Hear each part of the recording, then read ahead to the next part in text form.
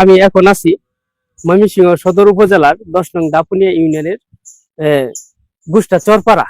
এখানে একটা গরুর পেশেন্ট দেখতে আসছি। যে যারা খামারি ভাই আছেন তারা আমার ভিডিওতে গরু নিয়ে অনেক ভিডিও দেখেন, সেই জন্য ভাবলাম যেহেতু এটা একটা বিরল একটা রোগ এখানে আমরা খুঁজে পেয়েছি, সেই জন্য এই রোগটা নিয়ে আপনাদের সামনে একটু আলোচনা করব। আমি আসছি আমাদের একজন প্রিয় sir, doctor Mohammad Umar Faruk sir. উনি এখন রাজবাড়ী সদর উপজেলার লাইফ স্টক অফিসার। উনি এই গরুটা চিকিৎসা করলো। আসুন আমরা এই বিরল রোগ সম্পর্কে স্যারের কাছ থেকে একটু জানি, স্যারের সাথে একটু পরিচয় হই। আসসালামু আলাইকুম স্যার। ওয়ালাইকুম আসসালাম। কেমন আছেন স্যার? আলহামদুলিল্লাহ ভালো আছি। স্যার ভালো আছেন তো? জি স্যার আছি ভালো। স্যার ভিউয়ার্সের উদ্দেশ্যে এই রোগ সম্পর্কে একটু আলোচনা করতেন। আসসালামু আলাইকুম সম্মানিত খামারিবৃন্দ। আমরা এখানে একটা ফ্রিজিয়ান জাতের গরু দেখতে আসছি। এই গরুটার হিস্ট্রি ছিল যে প্রায় 1 মাস আগে এর যে চাপার মুখের যে মেন্ডিবল এখানে ফুলে গিয়েছিল। ফুলে যাওয়ার পরে কিছু চিকিৎসা চলেছে, কিন্তু সম্পূর্ণ রোগমুক্ত হয় না। এখন ওই ফুলাটা উপর মানে সাইনাস হয়ে ওই কানের দিক দিয়ে আরেকটা ছিদ্র হয়ে ওদিক দিয়ে পুষ আসতেছে। এটা মূলত একটা ব্যাকটেরিয়া জনিত রোগ, অ্যাক্টিনোমাইকোসিস যেটাকে আমরা বলি। অ্যাক্টিনোমাইসিস বোভিস নামের যে জীবাণুটা আছে, এটা সাধারণত গরুর মুখের ভিতরে এবং গলায় স্বাভাবিকভাবে বসবাস করে, কিন্তু নরমালি কোনো সমস্যা হয় না। কিন্তু যখন কোনো কারণে মুখের ভিতরে বা গলায় কোনো ক্ষত হয়, সেটা হতে পারে শক্ত ঘাসের মাধ্যমে বা কোনো শক্ত কিছু চাবানোর মাধ্যমে, বা ইভেন অনেক সময় দাঁতের সংক্রমণ থেকেও এই রোগটা হয়।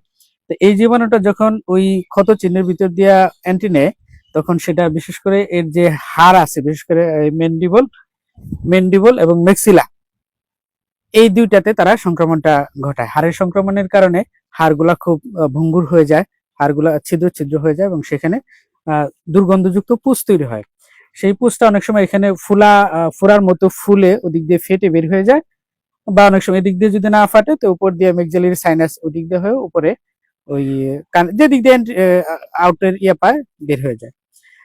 তো এই রোগটা গরুর জন্য আসলে একটা দীর্ঘমেয়াদী রোগ হয়, অনেকদিন লাগে এটা ভালো হইতে।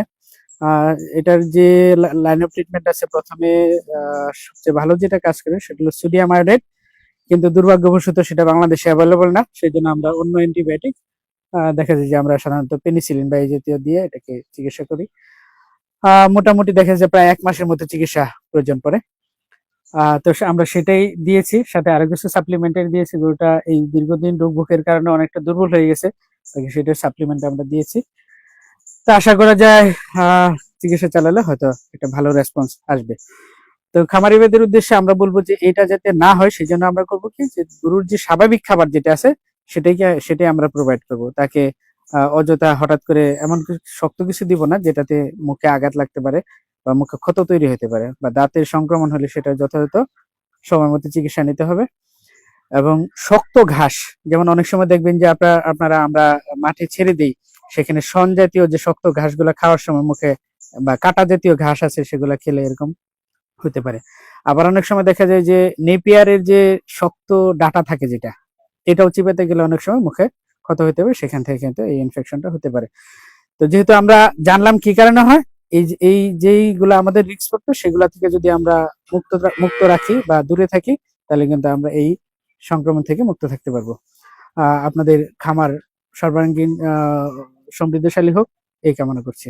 ধন্যবাদ। আসসালামু আলাইকুম। স্যারকে অসংখ্য ধন্যবাদ। স্যার আমাদের অনেক গুরুত্বপূর্ণ কিছু ইনফরমেশন দিল। আমরা যারা খামারি আছি, যারা গরু লালন পালন করি, তাদের জন্য অবশ্যই এটা খুবই গুরুত্বপূর্ণ ইম্পর্টেন্ট নিউজ। আর আপনারা যারা এই ভিডিওটা দেখবেন তারা অবশ্যই শেয়ার করে দিবেন, যাতে অন্যান্য খামারি ভাইয়েরা এই ভিডিওটা দেখে এই সচেতন হইতে পারে।